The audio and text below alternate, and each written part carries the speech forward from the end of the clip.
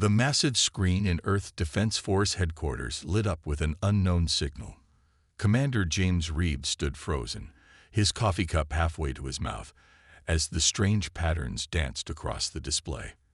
After 20 years of watching the stars, humanity had finally received its answer. They were not alone.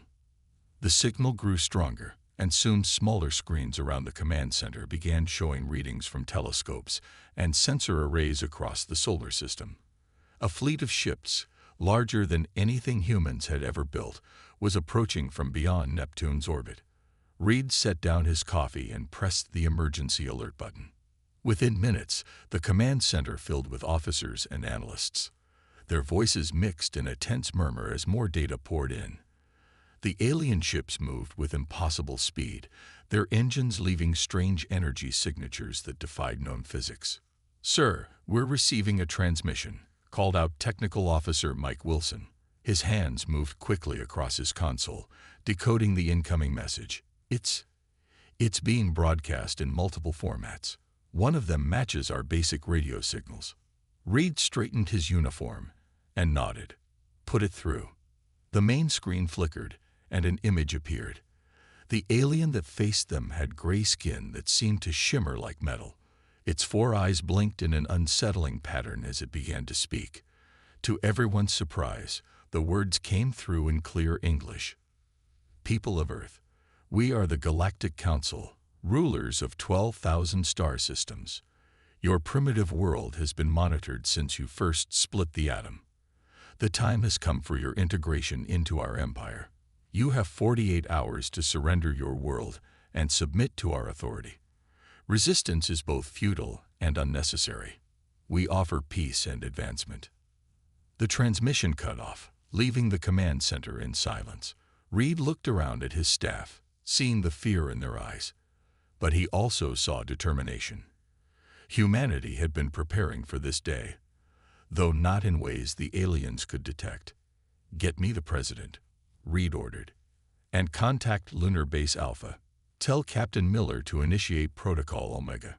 As his orders were carried out, Reed walked to the window overlooking the city below. People went about their daily lives, unaware that humanity faced its greatest challenge.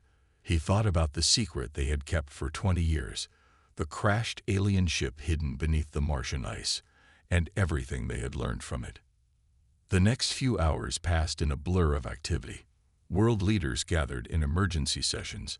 Military forces went on high alert, though everyone knew conventional weapons would be useless against the alien fleet. News of the alien arrival leaked to the public, causing a mix of panic and excitement in cities across the globe. Deep beneath the lunar surface, Captain Anna Miller received Reed's message and smiled. Her teams had been waiting for this moment. The massive underground hangars housed humanity's real defense fleet, built using technology reverse engineered from the Mars crash site. But the aliens didn't need to know that yet. Back on Earth, Reed coordinated with military commands worldwide.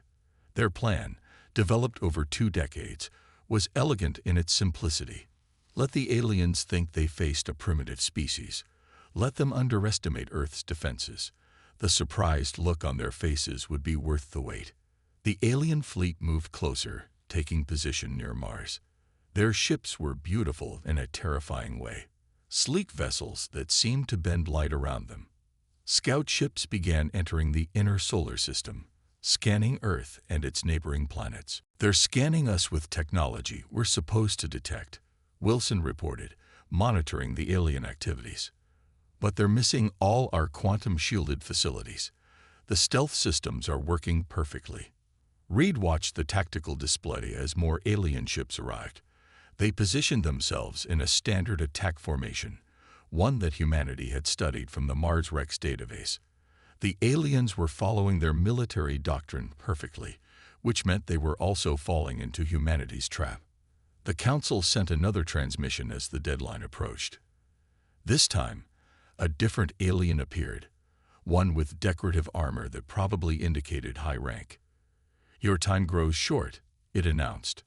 "We detect no significant space forces, no planetary shields, and only primitive atomic weapons. Submit now, and your transition will be peaceful." resist, and we will be forced to demonstrate our power. Reed had his response ready. This is Commander James Reed of the Earth Defense Force. We request more time to consult with all Earth's nations. Please understand that our diplomatic processes require discussion and consensus. The alien commander's upper eyes narrowed. You have 6 more hours. Use them wisely. As the transmission ended, Reed received confirmation that the hidden lunar fleet was ready. Asteroid bases reported their weapons were primed. Everything was in place. Now they just had to wait for the aliens to make their first move. The next 6 hours tested everyone's nerves. The alien fleet held position, probably hoping their presence alone would intimidate Earth into submission. They had no way of knowing that human quantum sensors were analyzing their every move, studying their shield frequencies, and mapping their weak points. When the new deadline arrived, the alien commander returned to the screen. This time, it didn't bother with diplomacy. Your time is up. Prepare to witness the power of the Galactic Council. After this demonstration, you will understand the futility of resistance. Reed watched as the alien fleet began to move. Exactly as predicted, they started deploying their electromagnetic pulse weapons, standard procedure for subjugating primitive worlds. The aliens believed they would disable Earth's technology in one swift strike, leaving the planet helpless. The pulses struck Earth's atmosphere, creating spectacular light shows visible even in daylight. But thanks to the quantum shielding developed from the Mars wreck, human technology continued functioning normally.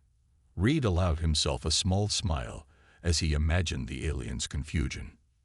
"Sir," Wilson called out, "they're preparing a second wave of pulses, stronger this time." Reed nodded.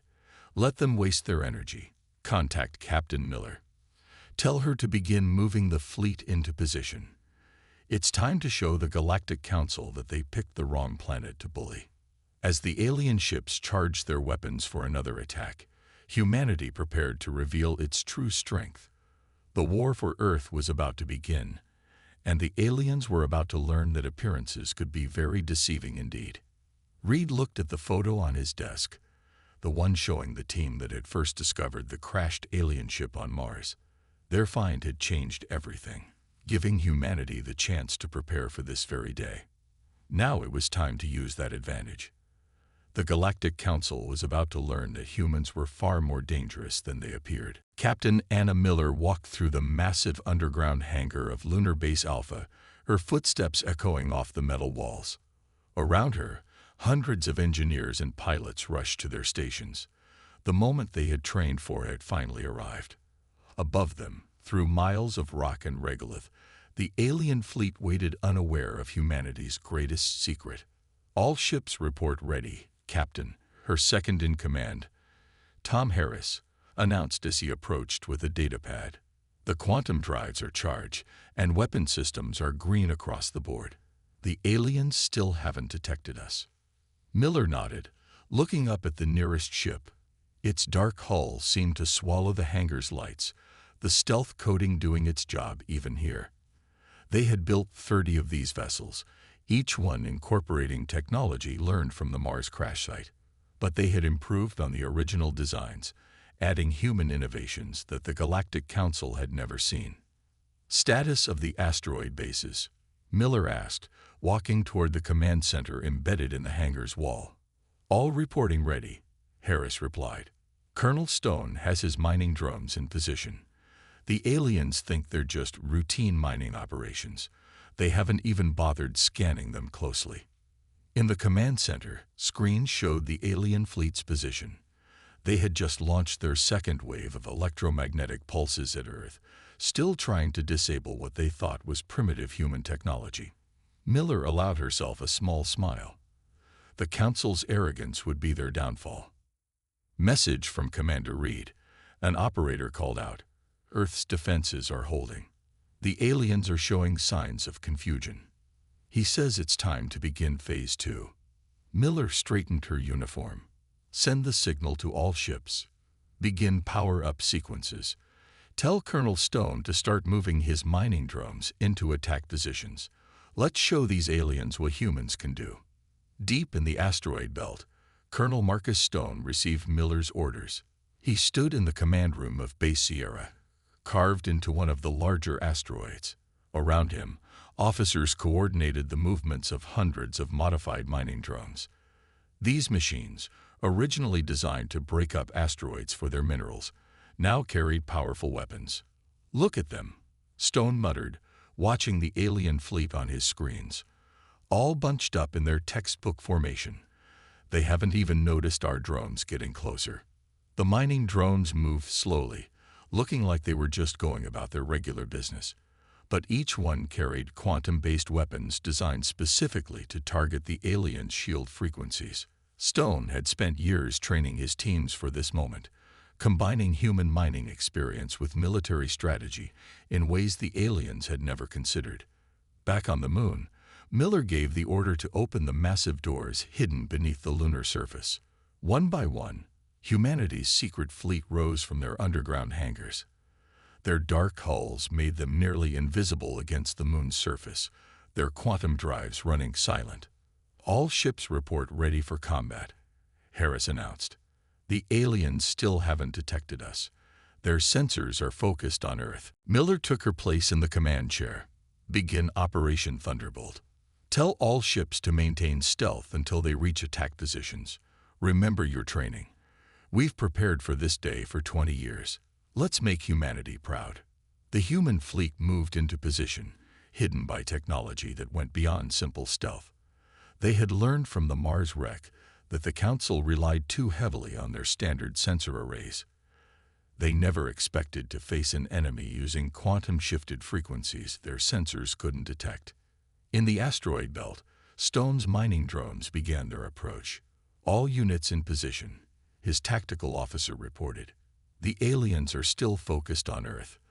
They're preparing a third wave of electromagnetic pulses." Stone checked his tactical display one last time. "Send the signal to Captain Miller. We're ready to begin our attack run." On the moon, Miller received Stone's message. Everything was in position. The aliens, still believing they faced a primitive species, had no idea they were now surrounded. Their mighty fleet, arranged in their perfect tactical formation, had walked right into humanity's trap. "All ships, this is Captain Miller," she announced over the fleet channel. "You all know what's at stake. Earth is counting on us. Begin attack sequence on my mark." The tension in the command center was thick enough to cut. Years of preparation, training, and secret development had led to this moment. Humanity was about to reveal its true power to the galactic community. "Signal from Earth," Harris reported. "Commander Reed says the aliens are getting frustrated. They're threatening to launch kinetic strikes next." Miller smiled. "They won't get the chance. All ships, execute attack plan Delta. Colonel Stone, you may begin your assault." Throughout the asteroid belt, hundreds of mining drones suddenly changed course. Their industrial cutting beams, modified with quantum technology, powered up. The aliens' first warning came when these beams sliced through their outer ship's shields as if they weren't there. At the same time, Miller's fleet dropped their stealth fields. The alien fleet suddenly found itself caught between two forces: the modified mining drones attacking from the asteroid belt and advanced warships rising up from behind the moon. "They're finally detecting us," Harris announced, watching the alien fleet's reaction. "Their ships are trying to reposition. They're sending out distress calls to the Council." The alien commander's face appeared on Miller's screen, its four eyes wide with shock. "This is impossible. You're supposed to be primitive. How did you hide these forces from us?" Miller stood tall in front of the screen. "You should have scanned Mars more carefully. We found your crashed ship 20 years ago. We learned from it, improved on it, and prepared for this day. The Galactic Council's arrogance will be its downfall. The battle that followed would be remembered for centuries." The alien fleet, caught off guard and surrounded, found their usual tactics useless against human innovations. Stone's mining drones, operating in ways never seen in military combat, tore through their formations. Miller's warships, using improved versions of the Council's own technology, proved more than a match for their ships. "Their shields are failing," Harris reported, watching the tactical display. "Colonel Stone's drones have disrupted their entire defensive network. They're trying to retreat." Miller shook her head. "Not yet. We need to show them exactly what humanity is capable of. All ships, execute attack pattern Omega. Colonel Stone, begin Phase 3 of the drone assault." The human forces pressed their advantage. The alien fleet, designed to fight traditional battles against known enemies, had no defense against the combination of mining technology and advanced weapons.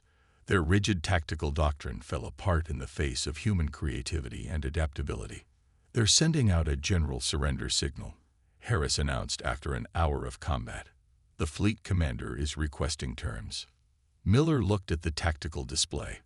The mighty alien fleet that had arrived to conquer Earth now floated in disarray, many ships disabled by Stone's drones or damaged by her fleet's attacks. It was a victory beyond anything they had dared to hope for. "Send word to Commander Reed," she ordered. "Tell him Phase 2 is complete. Earth is safe. The Galactic Council is about to learn that humanity isn't just another primitive species to be conquered. We're a force to be reckoned with." As her ships moved to secure the surrendered alien fleet, Miller thought about how this battle would change everything. Humanity had just announced its presence to the galaxy in the most dramatic way possible. The Council would never again underestimate Earth or its people. The real challenge would begin now. Humanity would have to find its place in the galactic community, but they would do so from a position of strength, having proved that technological advancement wasn't just about age or tradition. It was about innovation, adaptability, and the courage to face impossible odds. The Council's first attack had failed completely. In their command ship, far from the battle, the alien leaders watched in shock as their fleet's electromagnetic pulses did nothing to Earth's defenses. Their most basic strategy for conquering primitive worlds had just proved useless. "Impossible," growled High Commander Vex, his metallic skin reflecting the red warning lights of the command center. "Their technology should have been disabled. Our scans showed no quantum shielding, no advanced power systems." Engineer Robert Torres watched this reaction from Earth's main command center, where he had patched into the alien fleet's communications. He allowed himself a small smile. The quantum shields he had developed from the Mars wreck were working perfectly, and the aliens had no idea how humans had managed it. "Sir," one of his technicians called out, "they're switching tactics. Energy readings suggest they're preparing plasma-based weapons."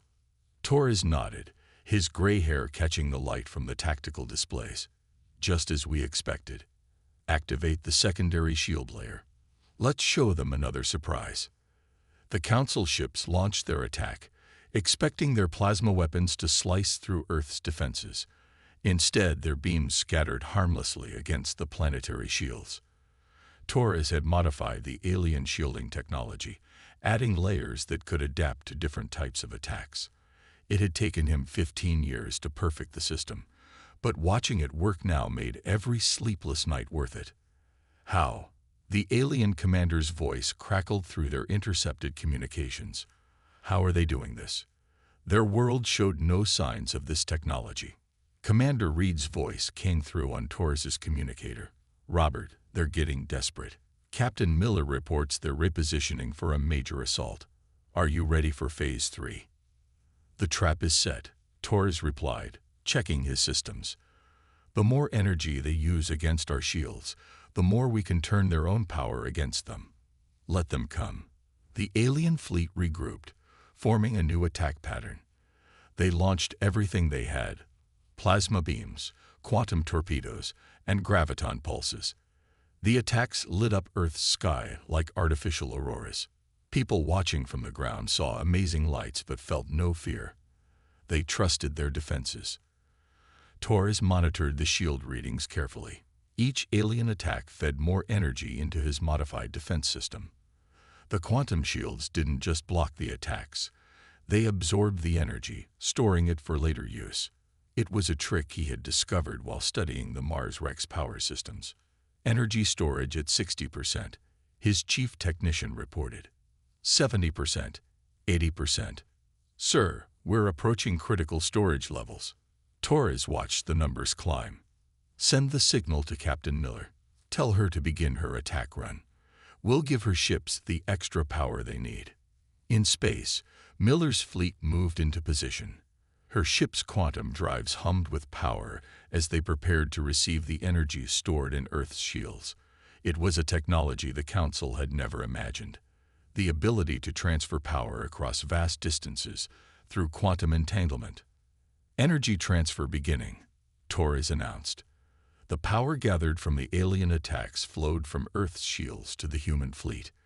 Miller's ships lit up with the extra energy, their weapons charging to levels that should have been impossible for vessels their size. The Council fleet noticed the power surge too late. Their sensors finally detected the massive energy transfer, but they had no defense against what came next. Miller's ships, supercharged with the aliens' own attack energy, launched their counterstrike. Quantum beams sliced through the alien fleet's formations. Ships that had survived the first battle now found themselves facing weapons powered by their own attacks. The Council's mighty armada started taking heavy damage for the first time in centuries. Direct hit on their command ship, Miller reported. Their primary shields are down. Robert, your defense system worked perfectly. Torres watched the tactical display as more alien ships lost power or retreated. His 15 years of work modifying and improving their technology had paid off. The Council had never considered that their weapons could be turned against them this way. Energy readings from the alien fleet are dropping, his technician reported. They're powering down their weapons. Several ships are sending out distress signals. The alien commander's voice came through again, this time aimed directly at Earth. Hold your attack. We request a ceasefire. This level of technology, it's beyond anything we expected. How did you develop these defenses? Commander Reed stepped into Torres's command center, nodding at the engineer. This is Commander Reed. We accept your ceasefire request. As for our technology, let's just say your lost ship on Mars provided an excellent starting point. But the improvements, those are all human innovation. The alien commander was silent for a long moment. When he spoke again, his voice carried a new tone. Respect. We underestimated your species. Our scans showed a primitive world, but you hid your true capabilities. This has never happened before. Torres stepped forward to stand beside Reed. That was your mistake. You judged us by your standards, by your way of thinking. Humans have always been good at hiding our strengths until the right moment. The battle slowly came to an end. Disabled alien ships floated in space, their crews being rescued by human vessels. The mighty Council fleet that had arrived to conquer Earth now stood defeated, outsmarted by the very technology they thought they had mastered. Send word to all Earth defense stations, Reed ordered. The immediate threat is over. But stay alert. The Council might have reinforcements on the way. Torres returned to his monitoring stations, checking the shield systems. They had performed better than he had hoped, not just protecting Earth, but helping to defeat the invasion. It was a victory for human engineering and innovation.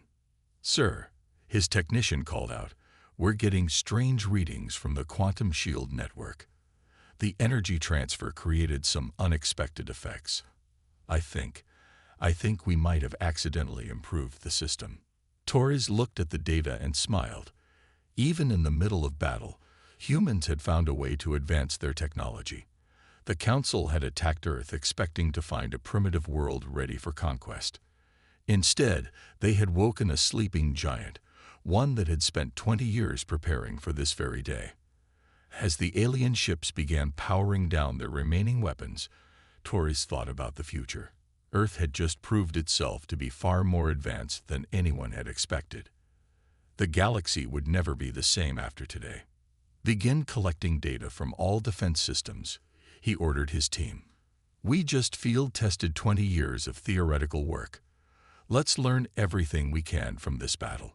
Something tells me we're going to need even better defenses in the future. Commander Reed put a hand on Torres's shoulder. You did it, Robert. Your shields didn't just protect Earth. They helped us win. The Council will think twice before attacking us again." Torres nodded, but his mind was already working on improvements. That was the real difference between humans and the Council. Humans never stopped innovating, never stopped trying to make things better. The aliens had just learned this lesson the hard way. Colonel Marcus Stone watched from his asteroid base as the human fleet pressed its advantage. His mining drones, modified with advanced weapons, swarmed through space like angry bees. The alien ships tried to shoot them down, but the drones were too small and too quick. "Send Group Delta to target their flagship's engines," Stone ordered, pointing at the tactical display. Groups Alpha and Beta continued disabling their support ships. "Remember your training. Hit and move. Don't let them track you." The drones moved with precision that would have impressed any military commander. But these weren't traditional pilots. They were space miners, men and women who had spent years learning to navigate through tight asteroid fields while operating cutting equipment. "Sir," his tactical officer reported, "the aliens are trying to adapt. They're adjusting their shield frequencies." Stone smiled. "Exactly what we wanted. Signal all drone groups to switch to Phase 2 weapons." The drones suddenly changed their attack pattern.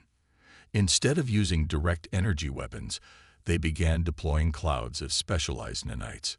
These tiny machines, another innovation based on mining technology, were designed to eat through alien shield generators. "They're falling for it," Stone muttered, watching the alien ships bunch up in a defensive formation.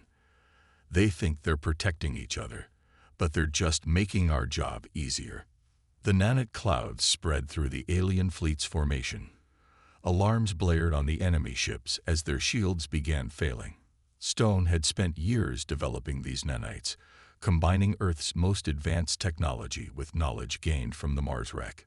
"Flagship shields are down to 30%, his officer called out.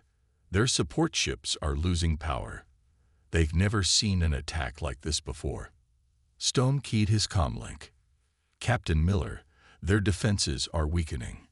Your fleet has a clear shot at their command ships now." Miller's voice crackled back. "Good work, Marcus. Your miners just proved they're better fighters than the Council's best pilots. Moving in for the final attack now." The human warships surged forward, their weapons fully charged with energy from Torres's defense system. Stone watched as Miller's fleet split into 3 attack groups, using formations that would have looked familiar to any ancient naval commander. "They're trying to retreat," his tactical officer reported. "Some ships are attempting emergency jumps, but our nanites have infected their drive systems." This was the advantage of thinking differently. The Council's military had strict doctrines, specific ways of fighting, but humans had learned warfare from their own bloody history. They knew that sometimes the best tactics came from unexpected places. "Launch the tracker drones," Stone ordered. "Don't let any of their ships escape without us being able to follow them. The Council needs to learn that humanity isn't just defending Earth. We're taking the fight to them if necessary." His mining drones moved with even more precision now, attaching tiny quantum trackers to the alien ships.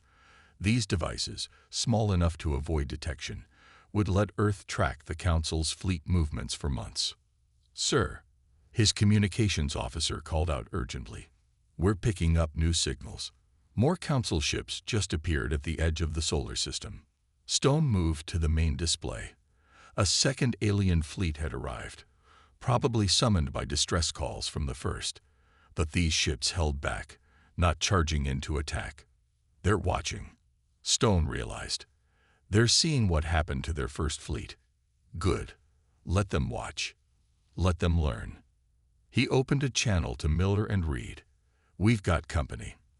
Another Council fleet just arrived, but they're keeping their distance. Looks like they're not eager to join the fight after seeing what happened to their friends. Maintain combat positions." Reed's voice came back.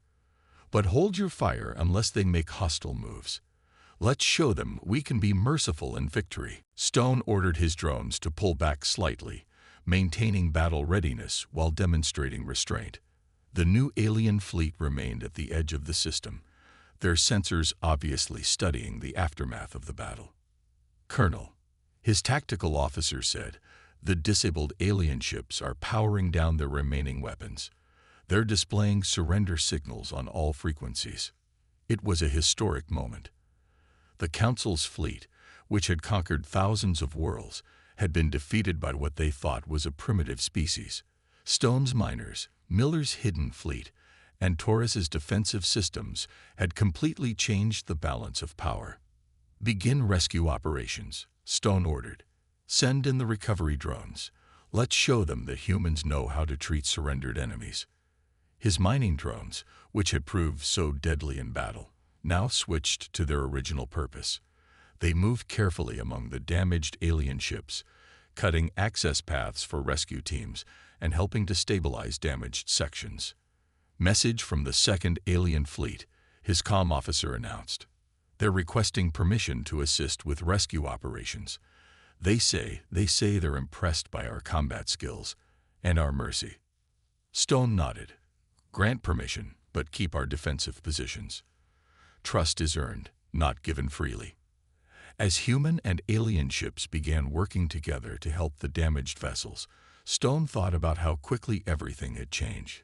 Just hours ago, the Council had thought Earth was an easy target. Now they were seeing humanity's true nature, fierce in battle but compassionate in victory. Sir, his tactical officer reported, we're getting interesting readings from the nanite swarms. The way they interacted with alien technology. I think we might have accidentally discovered some new weaknesses in their systems. That was the human way, always learning, always improving. Even in the middle of their greatest victory, Stone's teams were already thinking about how to do better next time. Document everything, he ordered. Every tactic that worked, every system we defeated. The Council needs to understand that if they ever try this again, we'll be even stronger. Stone watched as the rescue operations continued. His miners, who had just proved themselves as warriors, now worked efficiently to save lives. It was a powerful message to send to the galaxy. Humans could be your worst enemy or your best friend. The choice belonged to those who encountered them. Begin collecting our damaged drones, he ordered, and start analyzing all the combat data. I want to know everything we can learn from this battle.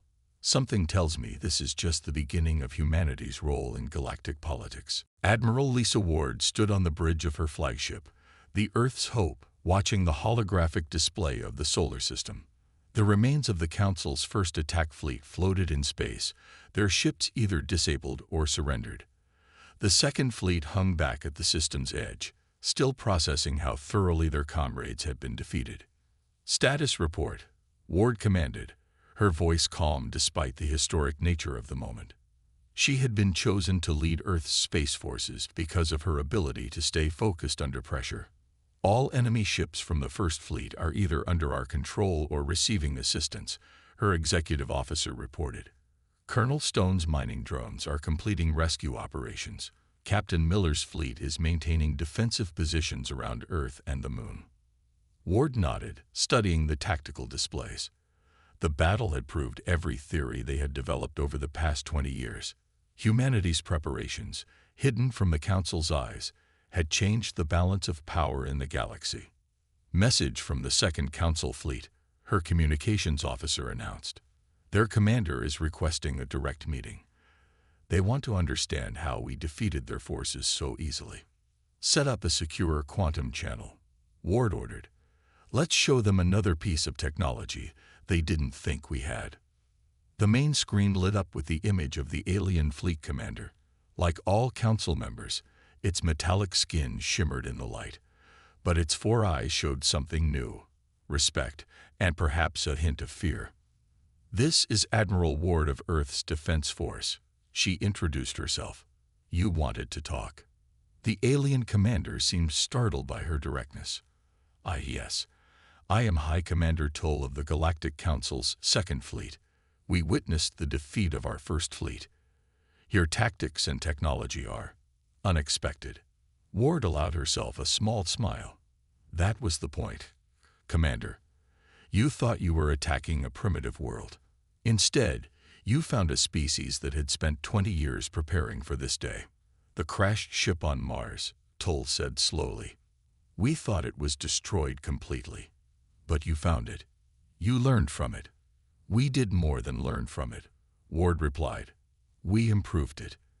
Everything you saw today, the quantum shields, the modified mining drones, our fleet's capabilities, they're all beyond what your original technology could do. The alien commander was silent for a moment, processing this.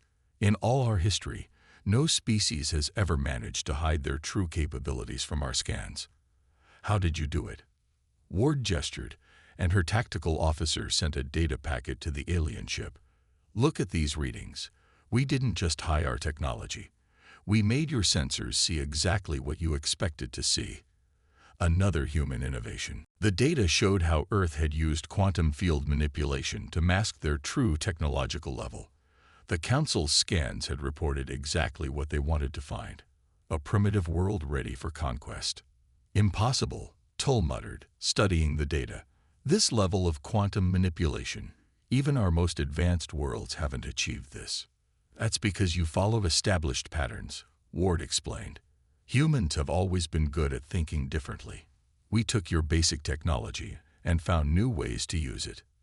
As if to prove her point, a group of Stone's mining drones flew past her flagship, their modified engines leaving trails of quantum energy. They moved with a grace that showed the skill of their pilots, miners who had learned their trade in the dangerous asteroid fields.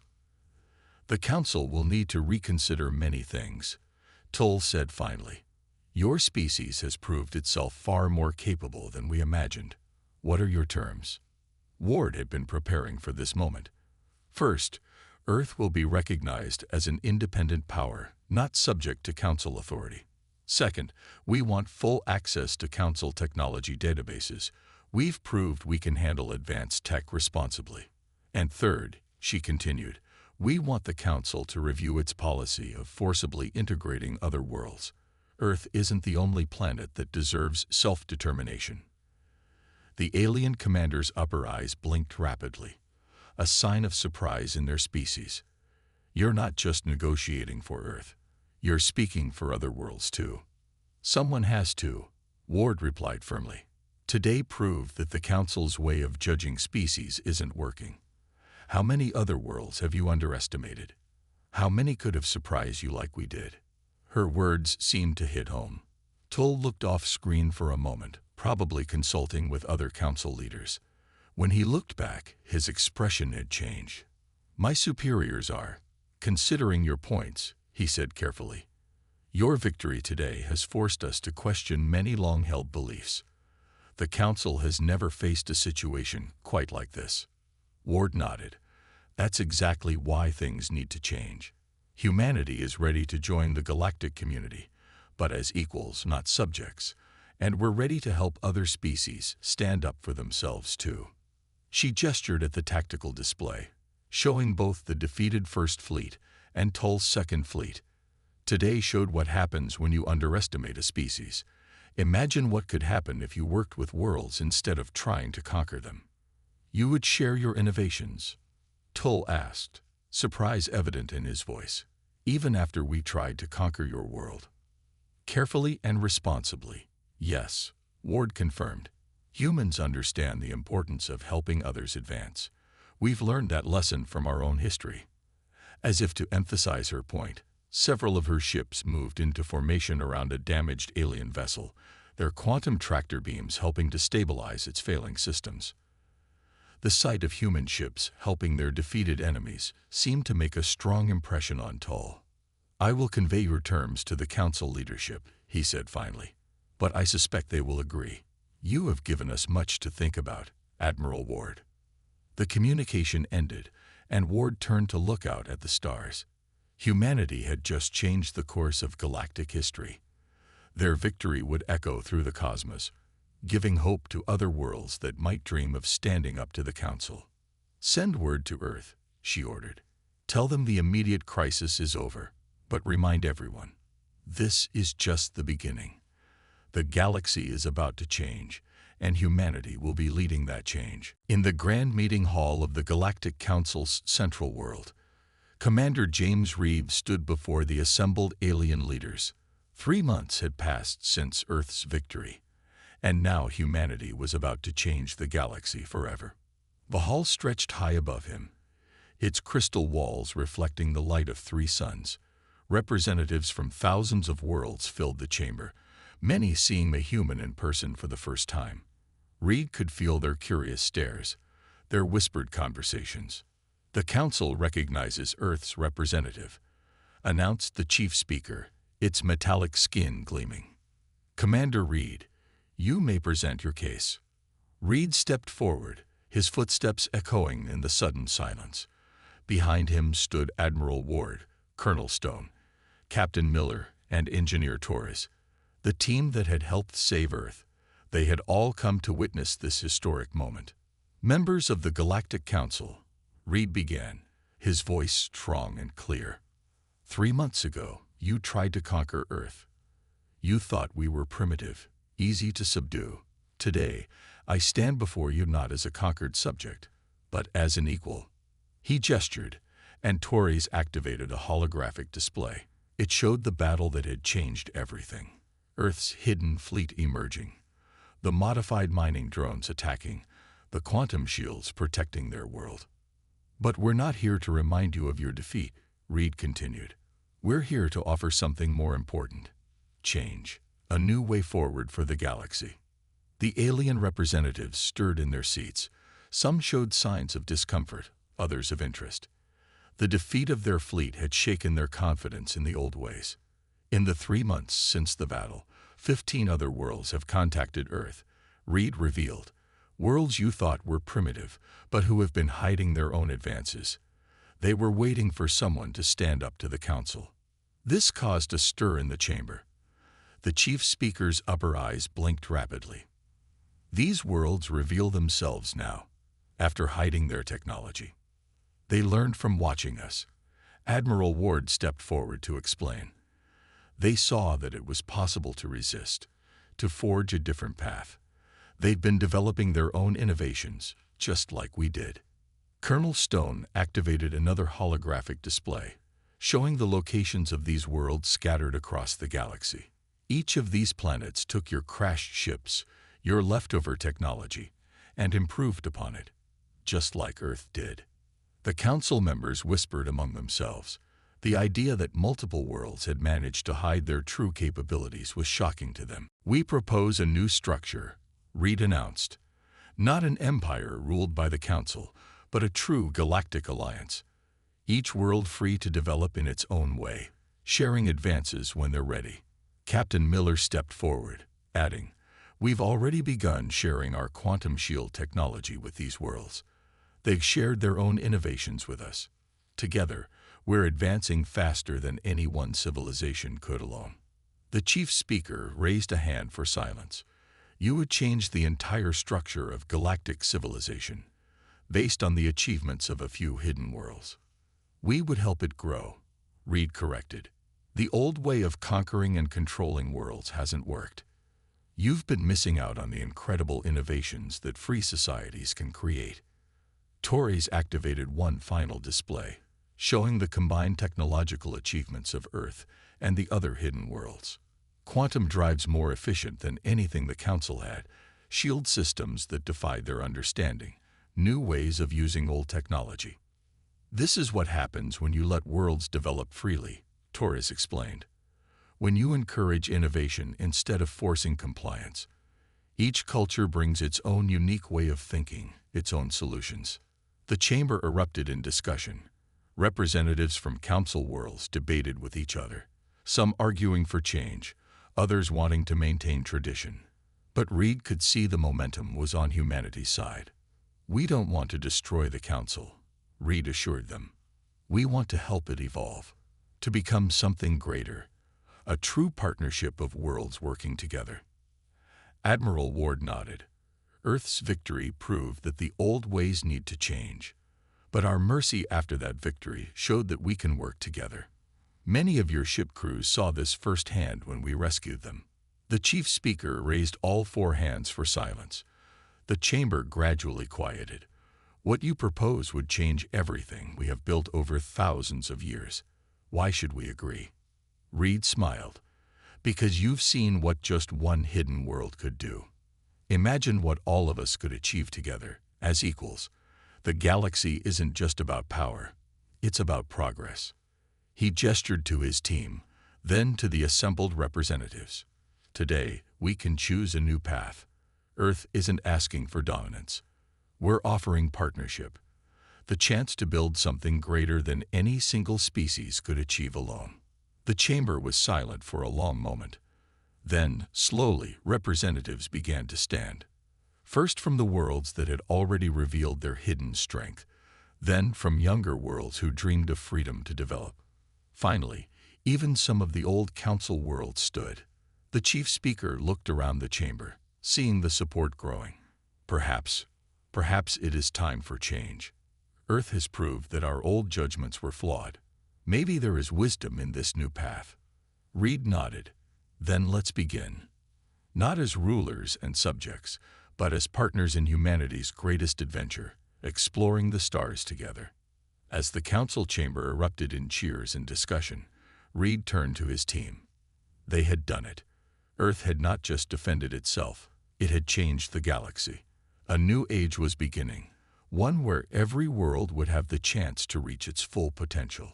Send word to Earth, he told his communications officer. Tell them the council has agreed. The galaxy is about to change, and humanity helped make it happen. The team from Earth stood together, watching as representatives from different worlds began to mingle, sharing ideas and hopes for the future. Their victory had done more than save one world. It had given hope to every species that dreamed of choosing its own path among the stars.